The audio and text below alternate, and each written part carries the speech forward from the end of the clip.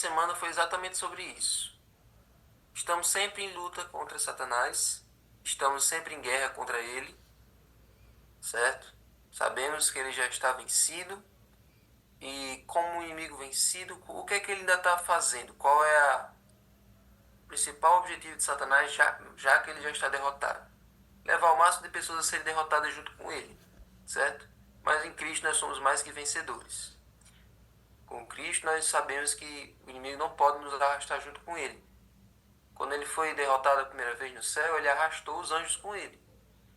Mas diferente dos anjos, nós já temos noção da maldade, da malignidade do mal. Nós temos noção do que o pecado causa.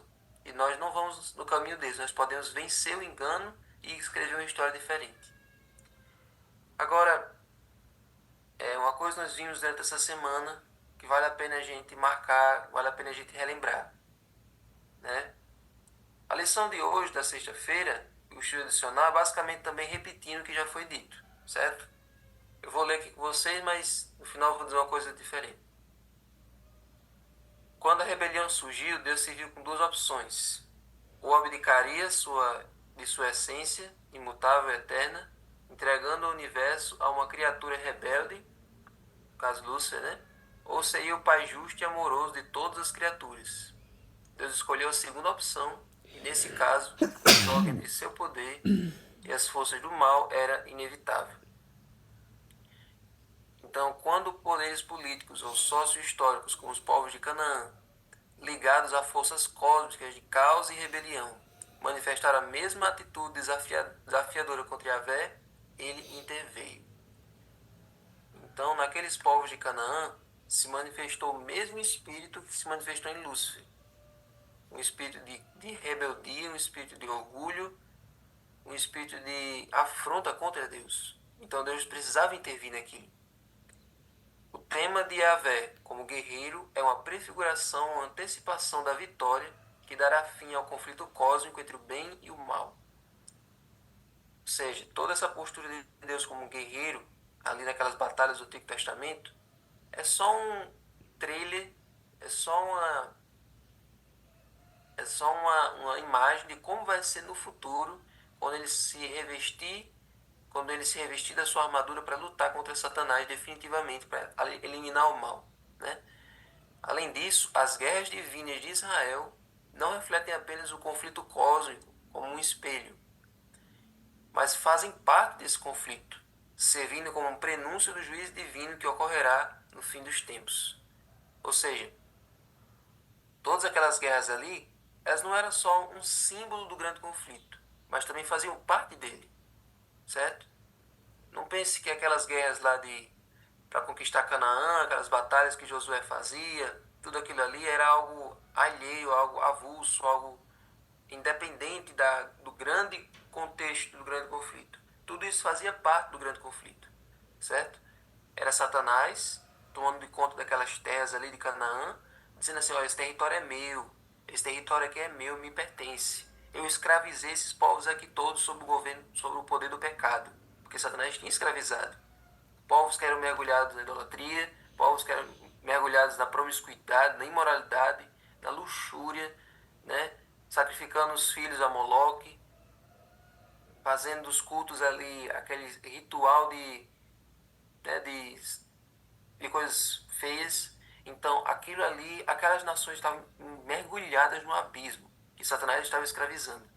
E Deus estava trazendo o seu povo agora aos troncos e barrancos, né? Mas estava trazendo sob as suas asas, tendo tentado lutar para mudar o caráter deles, para eles chegarem como uma luz num lugar onde só havia escuridão. Essa era a vontade de Deus, que o povo de Israel chegasse como uma luz ali, no lugar daquela escuridão, para destruir aquela escuridão. Então aqueles povos precisavam ser varridos, aqueles povos que não queriam aceitar a salvação precisavam ser varridos, tirados do meio do caminho, para que Israel pudesse entrar e tomar posse daquela terra. Da mesma forma, no final dos tempos, do juízo executivo, Deus também vai tirar desse mundo aqueles que não aceitaram a salvação. Eles vão ser destruídos pelo fogo. A terra toda vai estar cheia de ímpios, que com certeza vai ter mais ímpios do que salvos, infelizmente. Os ímpios de todas as épocas vão estar pela face da terra, e a cidade santa no meio. E aí Deus vai destruir eles no fogo, para então purificar a terra, para então os salvos poderem habitar pela terra toda. Então, gente, essa é a questão. Deus havia lhes dado o privilégio e o dever de entrar na terra de Canaã no tempo designado por ele. Porém, por causa da sua desobediência, essa permissão tinha sido negada. Como foi o caso ali dos 12 espias, né? Não era o seu propósito que adquirissem a terra pela guerra, mas pela obediência estrita às suas ordens. O segredo para a vitória, para qualquer vitória na vida cristã, é ser obediente a Deus.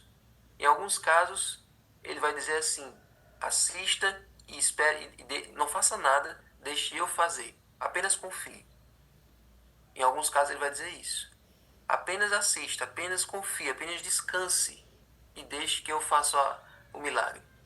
Em outros casos ele vai dizer: faça e eu vou agir através de você. Eu vou fazer o milagre através das suas mãos. Às vezes Deus vai fazer isso.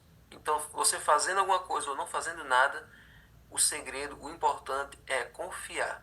É estar ajoelhado, dizendo: Deus, para esse dia, para as batalhas do dia de hoje, quais são as suas diretrizes? Quais são as suas ordens? Para onde é que eu devo ir? O que eu devo falar? Como eu devo proceder? Então, gente, para a gente entender o segredo das vitórias do povo de Israel, nós precisamos entender o que é que o líder fazia antes das batalhas. O que é que o líder fazia?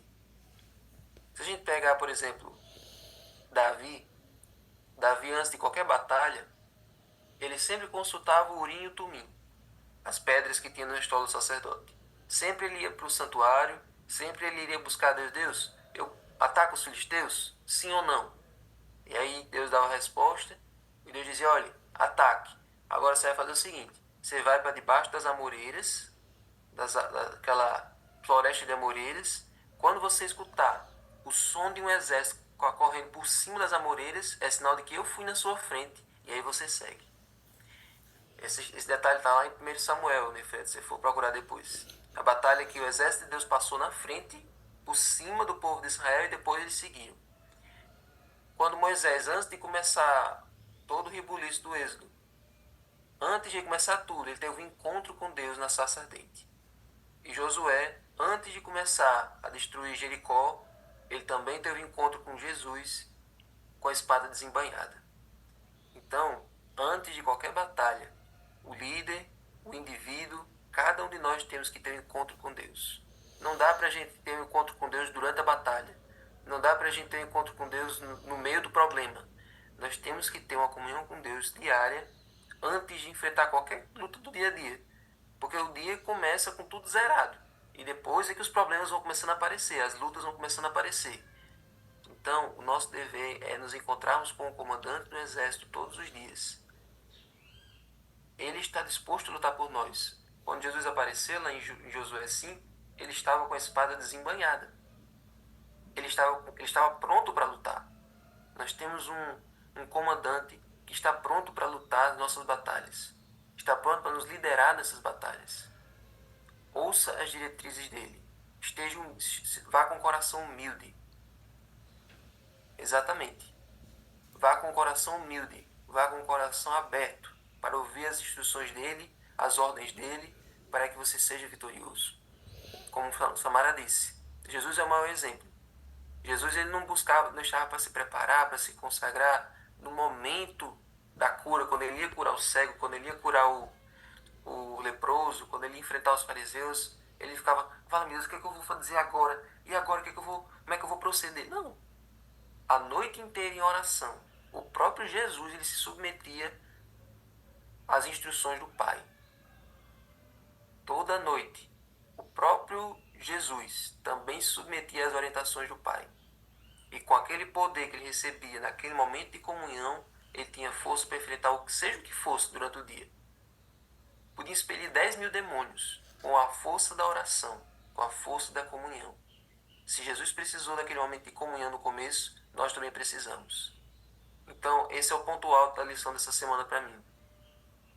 para derrubar as muralhas, para abrir o Rio Jordão, para abrir o Mar Vermelho, para lutar contra qualquer inimigo, tudo isso só pode ter sucesso se começar com um momento, com um encontro com o seu comandante. Nós temos um comandante que pede que você lute a batalha dele, mas que ele também luta as suas batalhas individuais. Ele se importa com a vida de cada soldado. Ele se importa com a realidade de cada um dos seus liderados. Ele luta as batalhas de cada um e pede para que cada um lute a batalha dele. Então, gente, que nós possamos confiar nesse comandante que já é vencedor. Amém? Senhor Deus, muito obrigado, Senhor, por essa lição de hoje, por a lição dessa semana. Muito obrigado, Senhor, porque as batalhas que o Senhor pede para nós lutarmos, o Senhor luta por nós. Amém. O Senhor usa nossas mãos, usa nossas espadas, usa a nossa vida e o Senhor nos transforma nesse processo. Nos ajuda, Senhor, toda manhã recebermos de Ti as instruções para as batalhas do dia de hoje. Sim. E a certeza de que o Senhor não nos deixará sozinhos e nos levará a um final feliz, à vitória final. Amém. Fica conosco, abençoa agora o estudo do livro, em nome de Jesus. Amém. Amém.